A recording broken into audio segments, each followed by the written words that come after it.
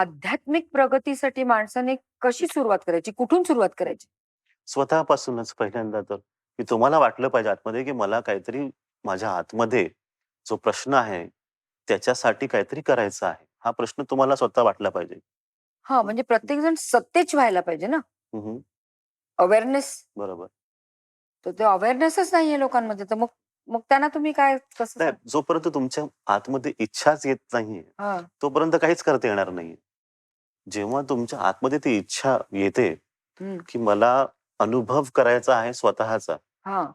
मला जाणून घ्यायचं आहे, की मी कोण आहे? जेव्हा अशी तुमच्या आतमध्ये थोडीशी एक एक म्हणजे प्रश्नाची एक सुरुवाती चाहूल आपण म्हणू शकतो. सुरुवात होते आतमध्ये. तेव्हा तुम्हाला तुमच्यातर्फे काहीतरी स्टेप्स घ्यावे लागणार. आता हे स्टेप पण अशी नाहीये, की म्हणजे तुम्हाला एक स्टँडर्ड बुक आहे फिक्स आणि त्याच्यामध्ये सगळे स्टेप्स दिलेले आहेत, की पहिल्यांदा हे करा, दुसऱ्यांदा हे करा, तिसऱ्यांदा हे करा, असंही नाहीये. तुम्ही तुमचा मार्ग स्वतः शोधा. तर काही लोकांना ध्यान करून आवडतं, काही लोकं भजन करतात, काही जप करतात. तर तुम्हाला जे योग्य वाटतं ते तुम्ही करा. हे पूर्णपणे तुमच्यावरती अवलंबून आहे. हं. पण जर तुम्हाला असं कोणी सांगतंय, की तू हे केलंस, तरच तुझी आध्यात्मिक प्रगती होईल, नाहीतर मग नाही होणार. हे चुकीचं हे आहे. हां. हे ओके. तुम्ही स्वतः ठरवा. हं, हं.